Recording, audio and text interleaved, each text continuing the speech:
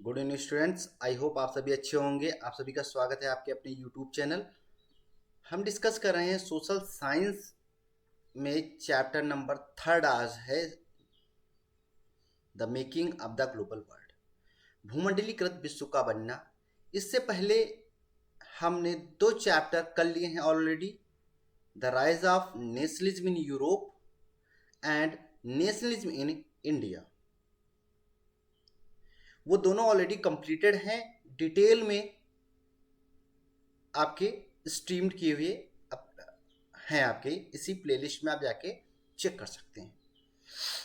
तो the making of the global world section number 2 है, जिसमें हम अगर बात करें तो इसे लाइवलीहुड्स, इकोनॉमीज एंड सोसाइटी से रिलेटेड देखेंगे, कैसे इसका डेवलपमेंट हुआ। फर्स्ट सेक्शन हमारा ऑलरेडी कंप्लीट है, जिसमें हमने आपको दो चैप्टर के नाम बताए और उसे इवेंट एंड प्रोसेस के नाम से जानते थे।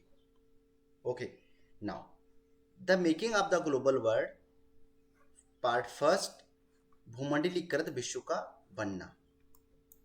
ठीक, भूमंडलीकृत विश्व का बनना, और यह आप यहाँ पर नाम देख पा रहे हैं ग्लोबल वर्ल्ड से रिलेटेड। तो एक अभी G20 हुआ है रिसेंट, उसमें वसुधैव कुटुंबकम लिखा हुआ था कि संपूर्ण विश्व जो है हमारे कुटुंब के समान है। तो कुछ ऐसा ही हम इसमें पढ़ेंगे कि कैसे पूरा संपूर्ण विश्व है ना, सभी कंट्रीज एक घर के समान, एक हाउस, एक कुटुंब के समान कैसे बने, कैसे लोगों ने एक दूसरे से इंटरेक्ट करना स्टार्ट किया और क्यों, क्या पर्पज रहे होंगे।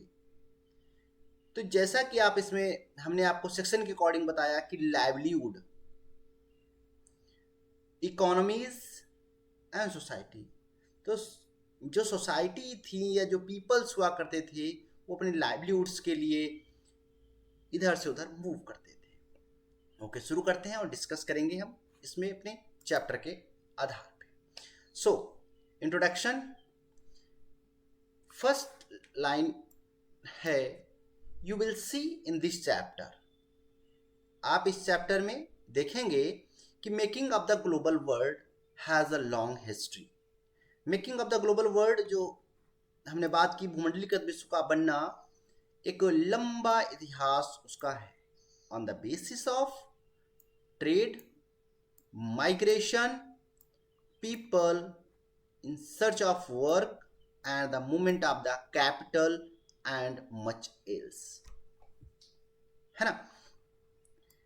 इसमें हमने बात की कि भूमंडलीकृत विश्व बनने की जो प्रक्रिया होती है वो स्टार्ट होती है व्यापार से, और व्यापार डायरेक्ट रिलेटेड है लाइवलीहुड से। काम की तलाश में एक स्थान से दूसरे स्थान पर लोग जाते हैं। पूंजी और बहुत सारी चीज़ें जो कि वैश्विक आवाजाही का एक लंबा इतिहास रही हैं, उसके आधार पर हम यहाँ पर डिस्कस करेंगे। As we think about the dramatic and visible sign of global interconnection, connectedness in our life today, अगर हम बात करें प्रेजेंट टाइम में, तो आज हम अपने जीवन में जो एक ग्लोबल या वैश्विक आपसी जो इंटरकनेक्टेडनेस है, यानी संपर्कों के बारे में सोचते हैं, तो हमें उन युगों के बारे में जानने के लिए,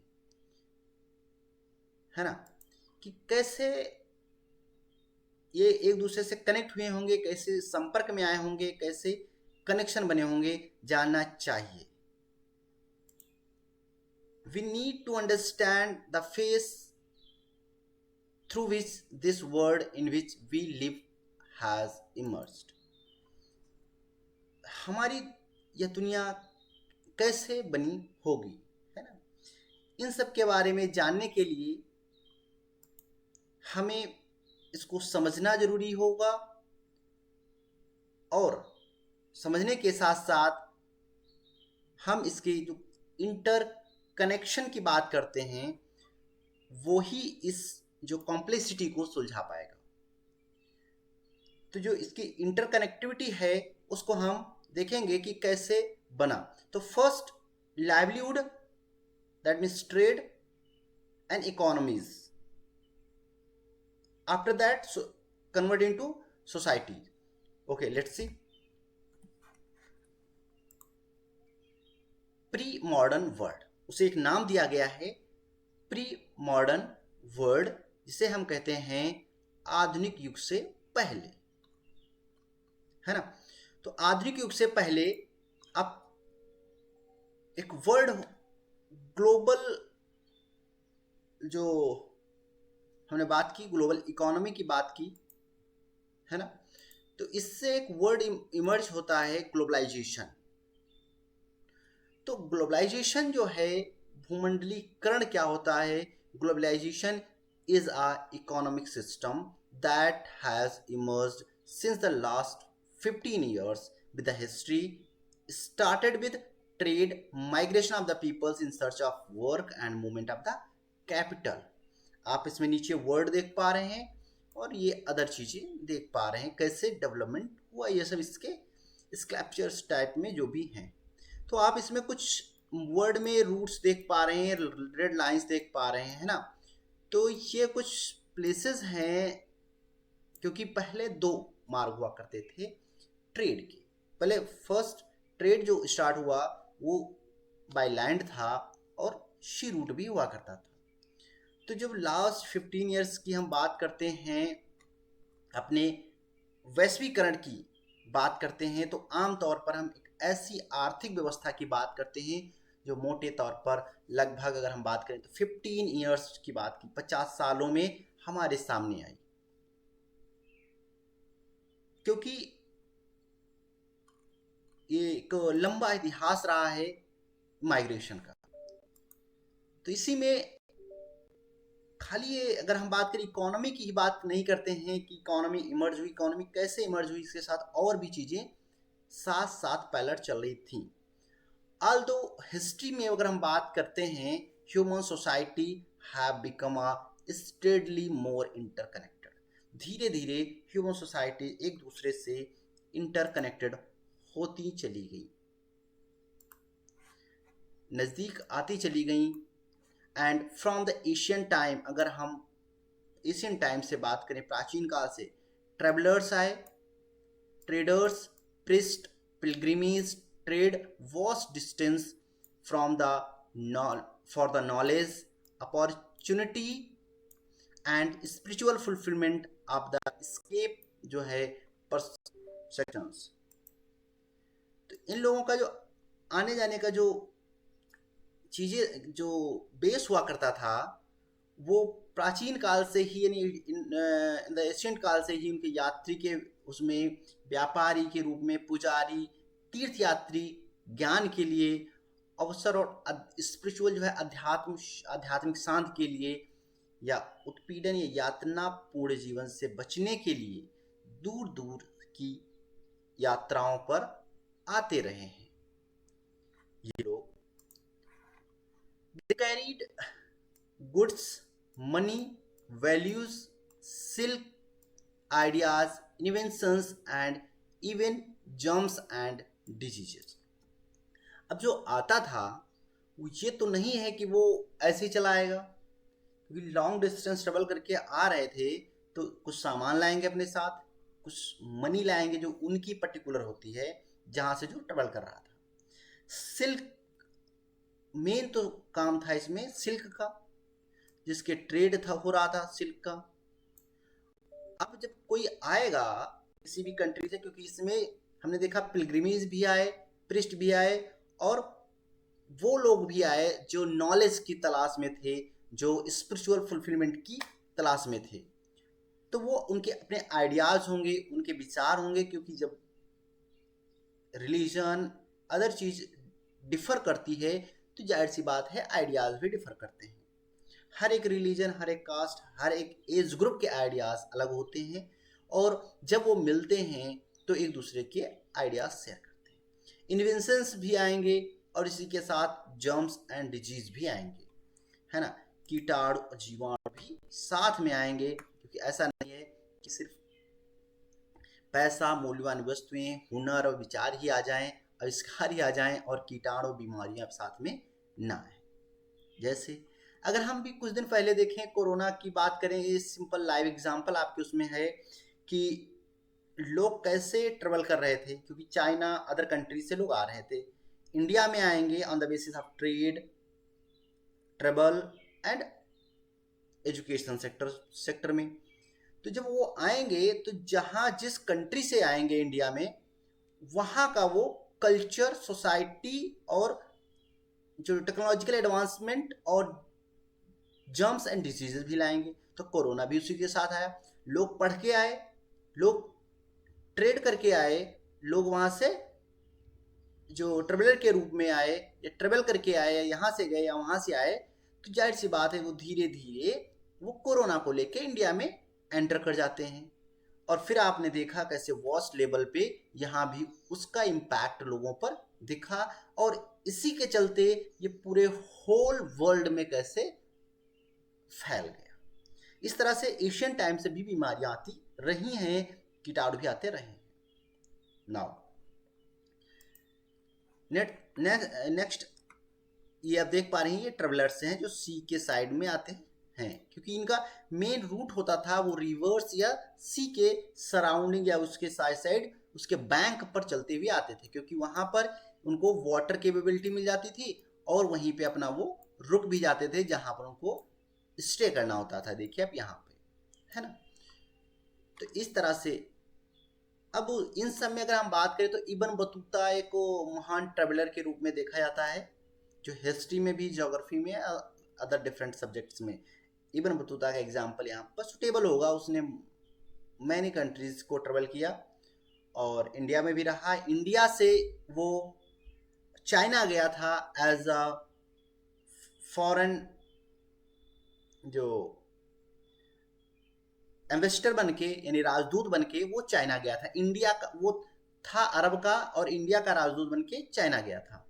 ठीक, okay. Now for more than a millennia, cowries, अगर हिंदी में बात करें तो कवड़ी या sea shells used for forms of money,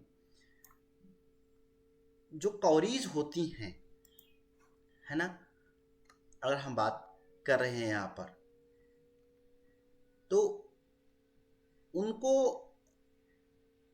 एक रुपए के रूप में, मुद्रा के रूप में, पैसों के रूप में इस्तेमाल किया जाता था। 1000 साल से ज़्यादा समय से अगर हम बात करें तो इन द फॉर्म्स, इनको करेंसी के रूप में, हाँ कौड़ी जी आप देख पा रहे हैं, ये कौड़ी, ठीक है। ये देखिए जो सी सेल्स जो डेड नहीं हुए हैं, और उसके बाद ये ओशंस में पाए जाते हैं। और कौन सा ocean? Maldives found their way to China and east Africa. East Africa और चाइना के साइड में जब मालदीव के समुद्र में ये पाई जाती हैं कौड़ीज, इनका हजारों सालों से इनका यूज किया जा रहा है एज अ करेंसी। लोग कितने कौड़ी यूज करते हैं ना, कहावत की कितने कौड़ी का ये है, कितने कौड़ी में बेच रहे हैं आप। तो दैट मीन्स पहले ये कौड़ी हुआ करती थी और इनका यूज किया जाता था एज अ करेंसी के रूप में। ये सी सेल्स भी होते हैं और हिंदी में इस कौड़ी कहते हैं और इंग्लिश में कौरीज के नाम से जानते हैं। इनका यूज होता था और इन्हीं के आधार पर व्यापार भी होता था। ये मालदीव में पाई जाती हैं, मालदीव के समुद्र के आसपास, ये आप ध्यान रखिएगा। तो मालदीव के समुद्र में पाई जाने वाली जो कौड़ीज हैं, चीन और अफ्रीका तक पहुंचती रही हैं ट्रेड के आधार पर। Now a long distance spread diseases carries germs may be tracked for their back and 7th century, and by the 13th century it had become an unmissable link, है ना। तो इस आधार पर अगर हम डिस्कस कर रहे हैं तो बीमारी फैलने वाले जो कीटाणुओं का दूर दूर तक पहुंचने का इतिहास भी 7th सेंचुरी 7वीं शताब्दी से ढूंढा जा सकता है।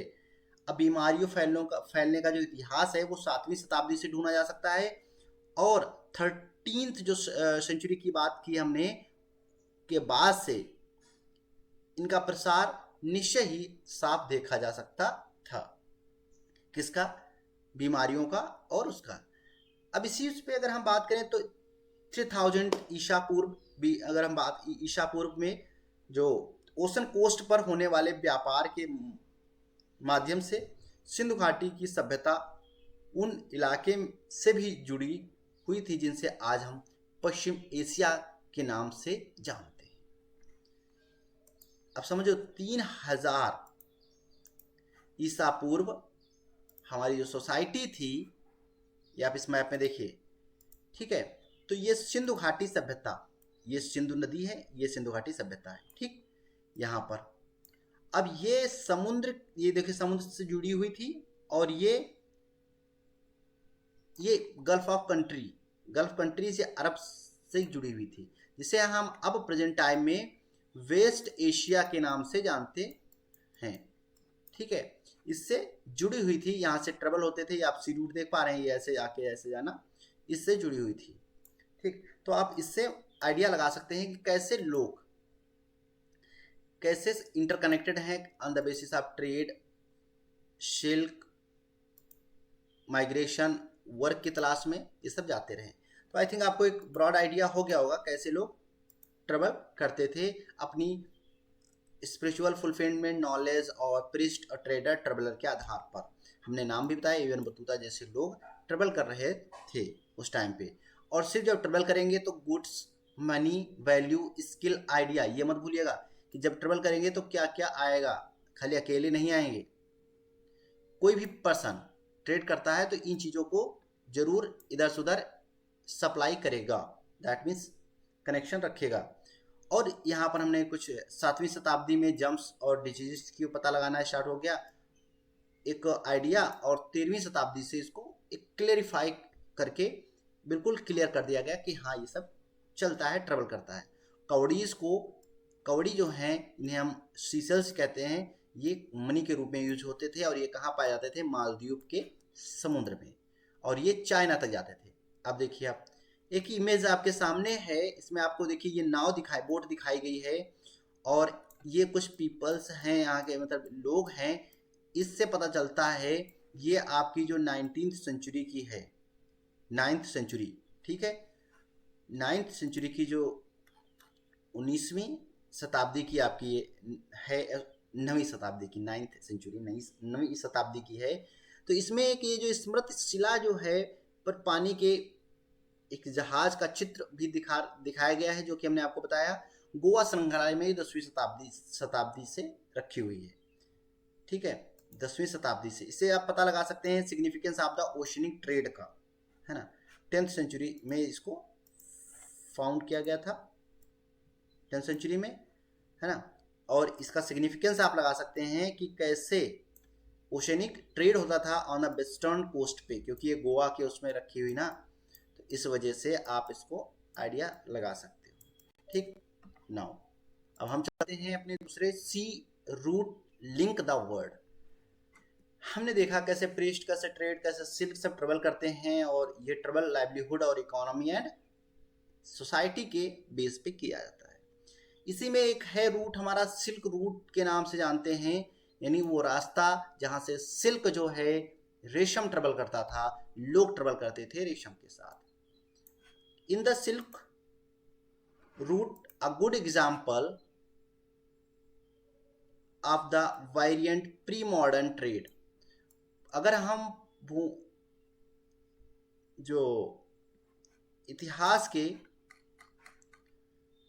आधुनिक इतिहास से पहले, प्री मॉडर्न एज से पहले की हम अगर बात करें कि कैसे लोग एक दूसरे से जुड़े हुए थे रेशम मार्ग से, तो प्री मॉडर्न ट्रेड जो हो रहा था वो cultural links between the distant part of the world, कैसे सिल्क रूट की through distance part of the world से एक दूसरे के दूर स्थित भागों के बीच व्यापार और सांस्कृतिक जो संपर्कों का सबसे जीवंत उदाहरण अगर हम डिस्कस करेंगे तो वो सिल्क रूट के मार्ग में दिखाई देता है। सिल्क रूट के मार्ग में अब बात आती है सिल्क नेम से। सिल्क रूट जो है वो point to importance of the west bound Chinese silk cargoes long this route. इसे हम सिल्क मार्ग के नाम से पता चला कि इस मार्ग से पश्चिम को भेजे जाने वाले चीनी रेशम, चीनी सिल्क का कितना महत्व था, इस रूट से हम पता कर सकते हैं।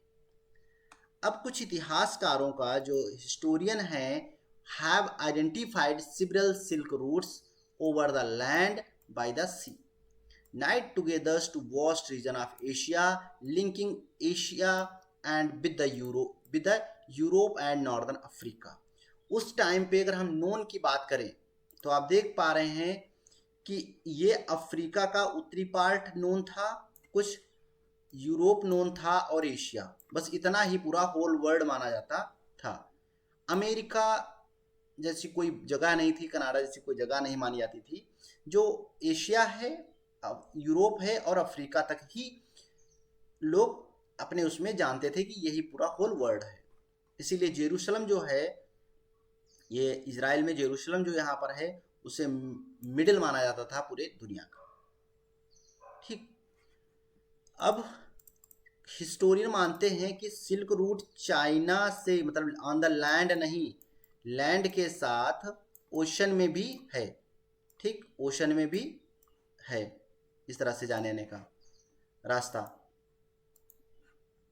तो आप सिल्क रूट को देख पा रहे हैं यहाँ पर, और ये इंटरलिंक करता है एशिया को यूरोप से, और यूरोप और साउथ अफ्रीका, नॉर्दर्न अफ्रीका को, उत्तरी अफ्रीका को जोड़ता है। अब इसमें आप सिल्क रूट चाइना से स्टार्ट होता था, China through the Mongolia part, Mongol, और इसे रूट डिफरेंट हो जाते थे, और मंगोल रीजन से अब इंडिया के पास से निकलता था, और इंडिया से ट्रेड, इंडिया के बाद अगर हम बात करें तो तजाकिस्तान, किर्गिस्तान, अब पॉइंट उज्बेकिस्तान है ना, उज्बेकिस्तान के बाद इराक, टर्की या सीरिया, ईरान, लेबनान, ये आप देख पा रहे हैं, एंड इस्तांबुल, ये टर्की है, इस्तांबुल है, और इस्तांबुल जिसे कुस्तुनतुनिया के नाम से जानते थे, और ये इटली, और इटली से फिर से लैंड रूट पकड़ के यूरोपियन लोग ट्रेवल करते थे इस रूट से। ये हमारा लैंड रूट हुआ सिल्क का। अगर हम इसी में आपको डिस्कस करके दूसरा दिखाएं कि लैंड एंड सी रूट, तो आप इसमें ये सी रूट आप ये देख पा रहे हैं, ये वाले, ये देख पा रहे हैं आप, तो ये सी रूट हैं, इनके थ्रू भी ट्रेवल किया जाता था। आप देखिए कैसे ये एक प्लेस से दूसरे प्लेस ट्रेवल कर रहे हैं, ये लाल सागर होते हुए इंडिया आते हैं। तो ये sea route, silk route land पर भी था और ओशन में भी थे। Now they are known to have the existence before the Christian era, ये क्रिश्चियन एरा से एग्जिस्ट कर रहे हैं, thrived almost till the 15th century, 15वीं शताब्दी से इनकी हम डिस्कस कर रहे हैं सिल्क रूट के बारे में, जमीन और समुद्र के रास्ते, है ना। तो लगभग 15वीं शताब्दी तक अस्तित्व में जो ईसा पूर्व के समय से आ चुके थे, और इसी रास्ते में चीनी पॉटरी जाती थी, और इसी रास्ते से भारत और दक्षिण पूर्व एशिया के कपड़े और मसाले दुनिया के दूसरे भागों में पहुंचते थे।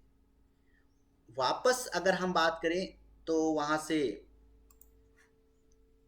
The Chinese poetry also travelled same route, did textiles spices from the Bharat, Bharat से कपड़े, टेक्सटाइल्स और मसाले साउथ ईस्ट एशिया, पूरे साउथ ईस्ट एशिया को जाते थे। इन रिटर्न की बात करें, प्रीशियस मेटल्स,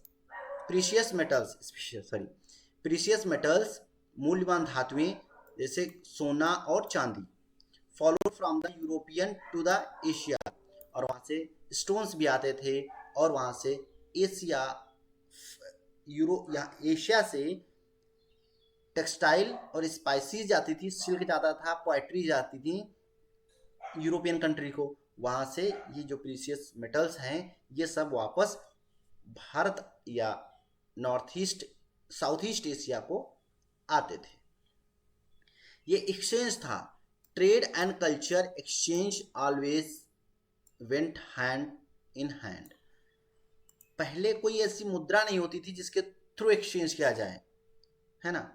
पहले ऐसा कुछ नहीं होता था। व्यापार और सांस्कृतिक आदान प्रदान दोनों होते थे।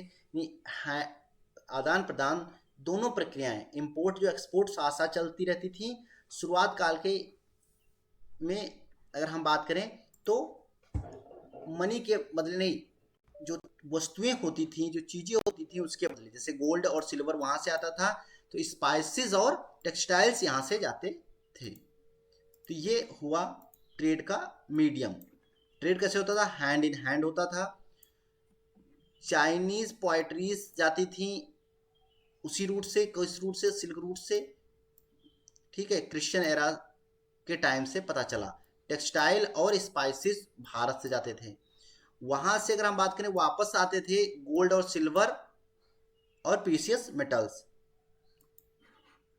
Now much before all this, इनके अलावा हमने बात की वहां पर व्यापार से रिलेटेड चीजें, है ना, थिंग्स। अब इसके साथ साथ मैंने क्या कहा था, कल्चर्स भी जाते हैं और रिलीजन भी ट्रेवल करते हैं। Most of the religions travel किए हैं, चाहे मुस्लिम क्रिश्चियंस मिशनरीज आए हों इसी से या मुस्लिम्स आए हों। आपने देखा मुगल एम्पायर देखा था तो वो मुस्लिम्स थे। फिर उसके बाद आपने देखा कि कैसे पुर्तगालीज आए, कैसे इंग्लैंड के लोग आए, कैसे ब्रिटेन के लोग आए, कैसे दानिश लोग आए, कैसे डेनमार्क डच लोग आए। इन लोगों का जो आना था वो क्रिश्चियन मिशनरीज के आधार पर हुआ।